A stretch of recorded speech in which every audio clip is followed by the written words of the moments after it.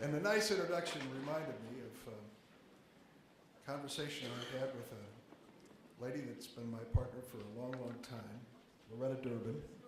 Where is she? She's with me. She's over there sitting down.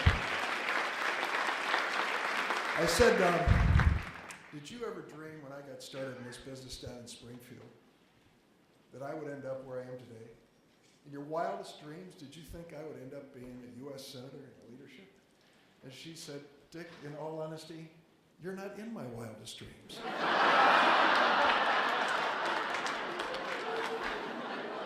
It's okay. After 46 years, she can change the channel once in a while. It's okay. But let me just tell you that it is great to be with you. And I want to just give you a little insight about what has happened in the nation's capital in the last 2.5, 3 weeks. It's historic. It isn't just another political fight. This is historic. If you ask me, what was the lowest point in this government shutdown? You know, there are a lot of things I could think about. I could think about Senator Ted Cruz of Texas taking the floor of the United States Senate for 21 hours, reading Green Eggs and Ham to his children who were being tucked into their beds, hoping that that little reading from their father would allow them to sleep soundly. While he was pushing for the shutdown of the government, where 800,000 families would worry about the next paycheck and what their future held, and have a lot of sleepless nights as a result of it. Think about the story of the woman. She's just about given up fighting cancer. She's a young mom. Her last chance is a clinical trial, an experiment at the National Institutes of Health in Washington. When the government was shut down, she was turned away, along with 30 children who were fighting cancer. They were turned away because of this Republican shutdown. I think of the email I received from a father in North Carolina who I've come to know. He's father of a quadriplegic disabled veteran from Iraq. They gave up on his son and said that Eric was headed for a nursing home at the age of 25. They couldn't do anything to help him. And his dad, his mom, his wife, and his baby said, no, we're not going to quit. They managed to bring him up to the Rehab Institute of Chicago, the best. And after months of rehab, he was able to walk out of the front door of the Rehab Institute. His father sent me an email, and his father's email said, Dick, I see you on TV. I know you're fighting for this. But I just want to tell you, things are okay with us, but we cannot afford to miss that veteran's check. Hope you get it done on time so that we get our check. Think about that. Those are awful. And there were 100 more just like them. But there's one thing I remember from this. One thing that'll stick in my mind for a long time. And you probably never read about it. Remember when the president decided to invite all the members of Congress to come down? He had the Senate Democrats there, the Senate Republicans were there in another group, and House Democrats, and then he invited the House Republicans. And Speaker Boehner had been saying on television for a long time, we just want a conversation. So the president said, well, bring all the Republican House members down. And Speaker Boehner said, no. No, I'm going to bring my 20 top negotiators. They will meet with you, Mr. President. You get to meet with my team, my top House Republicans. I wasn't at that meeting, but someone who was told me that something happened there that I don't think I'll ever forget. When he came around the table to one of these House Republican leaders, this is what he said to the President of the United States. This is exactly what he said. I'm so disgusted, I can't even stand to look at you. Now, I've had my differences with presidents of other parties over big issues like war, helping poor people. But even in those circumstances, I would never, ever have thought to be that disrespectful of a president or of the American presidency. I hope those few words will tell you what was going on in Washington. This was not just another political confrontation. This was a battle for the future of this country. It was, in fact, a battle for the future of a political party. Because you see, 2 weeks before the government shutdown, they took a poll across America, before the government shutdown. And they asked Americans, identify yourself. Republican, Democrat, Independent. 21% of Americans identified themselves as Republicans. 21%. The lowest number in 40 years, before the shutdown. In the midst of the shutdown, they took a poll, the Gallup poll. They asked this question every other week. Approval of political parties. Well, don't get me wrong. I understand that politicians as a class, and I'm one of them, are somewhere below head lice and Donald Trump. But when they asked approval of political parties, this is what it came out. 43% approval of Democrats, 28% approval of Republicans. That 28 was the lowest approval number for any major political party in America since the impeachment of President Clinton. That was before it ended. That was in the middle of it. So what we were battling here was a battle of two different, very different attitudes and philosophies about our country and our government. It wasn't just the Tea Party, though they were the catalyst for this Republican strategy. It was Speaker Boehner and the rest of the Republicans who went along with this. And what were they telling us? What is their vision of the future of America? Well, their vision, of course, is no respect for those of us who honor the people in public service and public employment like yourself. You know that. Their vision of government is less and less and less and less money being spent on the important things in life. Their vision of this government is, frankly, one that doesn't stand up for people who are fighting the odds. I listened to Jorge talk about income inequality. 1% of the American population controls 46% of the wealth. 1%. 10% of the American population control 86% of the wealth. As far as the Tea Party folks are concerned, that's just the government, or pardon me, that's just the market forces at work. And when you look at how they translate this into their programs and what they want to do, it's pretty obvious. Comprehensive immigration reform means a lot to me. My mom was an immigrant, okay? First generation.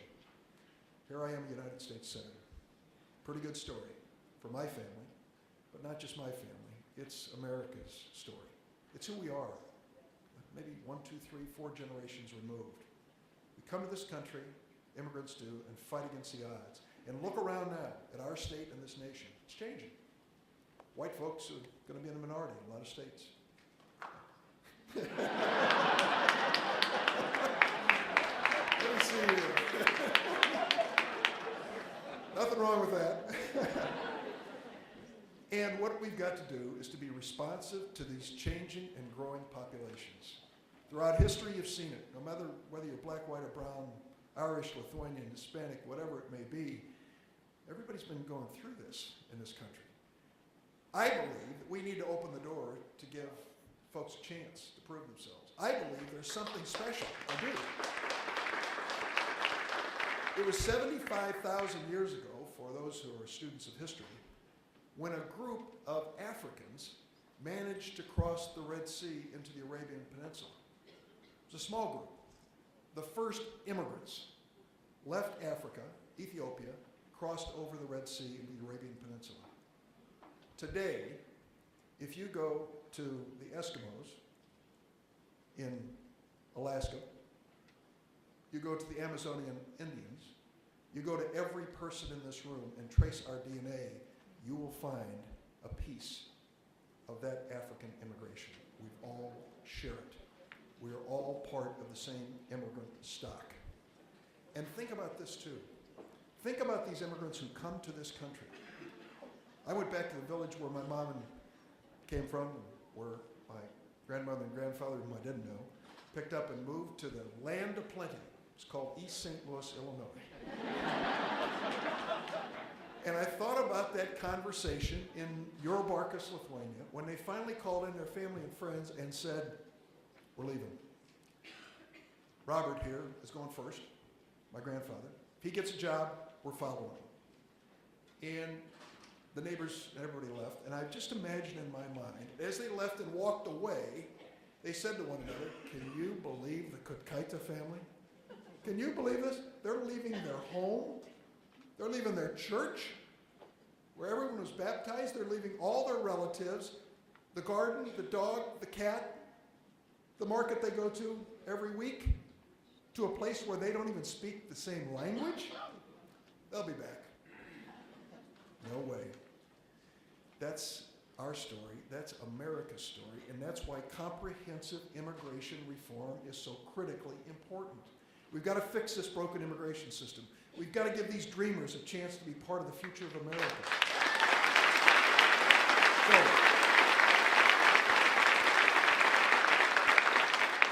we passed the bill in the Senate. There were 8 of us, put it together. Looked across the table, John McCain, Lindsey Graham, Jeff Flake, Marco Rubio, and we sat down and we negotiated for 8 months. Wasn't easy, but we got it. And the bill passed the Senate with 68 votes. That was 5 months ago. The House of Representatives has never taken it up. The same voices, the same forces, the same beliefs, the same political philosophy has said, no way. How many white males do they think there are in America? When it gets down to elections, it'll take a little bit more to win. And comprehensive immigration reform should be part of it. I can go through the litany of bills, but I won't. I know you just finished an election here and you've got some things to do, and I don't want to keep you here, but I do want to say this. Political parties change and evolve, and some disappear. When I first went to work as a college intern, I worked for a senator from Illinois named Paul Douglas. This goes way back in history. I was just a kid. And I asked Paul Douglas, in 1932, I read about you, Senator. You supported Norman Thomas, the socialist candidate for president. Why didn't you support Franklin Roosevelt, the Democrat? He said, Dick, in those days, the Democratic Party was the party of big city bosses and the Ku Klux Klan.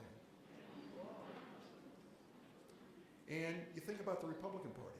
It was created in the 1850s when the Whig Party went away, and it was created over the issue of slavery, and its standard bearer was a man named Abraham Lincoln, who defined the Republican Party for generations. And they've changed back and forth over the years, sometimes, conservative, sometimes Teddy Roosevelt Republicans. Things change in political parties. They better decide what their future's going to be, and we better decide who we are and what we stand for, and more importantly, what is worth fighting for. In the last election, with your help, we did something remarkable in Illinois. Nancy Pelosi picked up 8 House seats in Washington, 8 of them. 4 of them were from Illinois. 4 independent congressmen.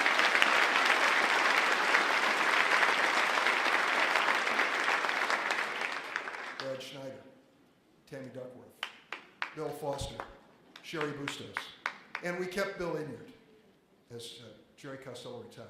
We have a chance for one more, and I'm working on it. Down where I live, in the Springfield, Decatur, Champaign area, there's a district that a lady named Ann Callis is running in. I hope you'll consider her and ask her the hard questions, and I hope she gets your support if she hasn't already. But this is our chance in the election, and the Republicans believe this is their chance. They don't do very well in presidential elections. They haven't for a while, thank goodness. But they do well in off-year elections, and what's the difference? Turnout. Turnout. Now, because of good work in the legislature, it's easier to vote absentee than ever. And we've got a chance to use these new laws to give people a chance to vote. Even if it's inconvenient for them to get out on election day, they can vote by mail. Get it done. We need you. Jorge, I thought, gave a great speech about putting in perspective the idea of collective bargaining, organization, and the social issues that are at stake here. But you've got to make sure that at the end of the day, we are electing people who will be your honest advocates. People who will fight for you even when you're not around. Folks who believe in what the union movement has meant to America and what it will mean to our future, what collective bargaining means in terms of personal dignity, and the kind of treatment in the workplace that we all want. The Illinois Federation of Teachers has always been there. I've been honored that you've supported me.